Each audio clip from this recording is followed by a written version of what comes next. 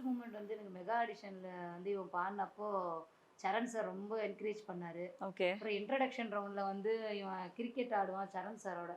அதெல்லாம் பயங்கரமா நம்மலாம் சரண் சார பார்ப்போமான்னு ஒரு சிலர்லாம் நெனச்சிருப்போம் இல்லையா? இப்ப அவரோட நம்ம பையன் போய் கிரிக்கெட் ஆடுறது, பேசுறது, அவர பத்தி பெருமையா சொல்றதுன்றதெல்லாம் ரொம்ப உண்மையிலேயே ரொம்ப கஷ்டம். நெறைய விஷயம் வந்து சூப்பரா என்கரேஜ் பண்ணுவாங்க ஜட்ஜஸ். அப்போலாம் ஆச்சரியப்படுவேன். நம்ம பையன் தானா? அப்படிங்கிற மாரிலாம் ஆச்சரியப்பட்டுருக்கேன். அந்த மாரி நெறைய மூமெண்ட் இருக்கு. அதே மாரி இந்த கங்கை அமரன் சார் வந்தாரு. அப்போ ஊர விட்டு ஊருன்னு சாங் பாடுனப்போ, அவரெல்லாம் கோரஸ் பாடுற மாரி இருந்துச்சு. அதெல்லாம் மறக்க முடியாத ஒரு விஷயம். அப்புறம் ரோஜா ரோஜா சாங்க்கு சீனி சார்லாம் அந்த அளவுக்கு என்கரேஜ் பண்ணாரு. அதே மாரி மழை துளிக்கு சரண் சார் சொன்ன அந்த எக்ஸ்ப்ளனேஷன் இருக்கு பாருங்களேன். அவரு எப்படி சொன்னாருன்னே எனக்கு தெரியல. "நீ ஹீரோ மாரி நீ ஒவ்வொரு முறையும் நல்லா பண்ணுவடா. அப்பப்போ அப் அண்ட் டவுன்ஸ் இருக்கும். நீ அந்த அப் அண்ட் டவுன்ஸ் குடுக்கலனா நீ சீக்கிரமா ஃபைனலிஸ்ட் ஆயிருப்ப." அப்படின்லாம் பாராட்டி ஒரு ஹீரோ மாரி திடீர்னு வந்து சிக்ஸர் அடிச்சு டக்குன்னு புடிச்சிட்ட சீட்ட. அப்படின்னு அவர் சொன்ன அந்த வார்த்தையெல்லாம் வந்து மறக்கவே முடியாது என்னால.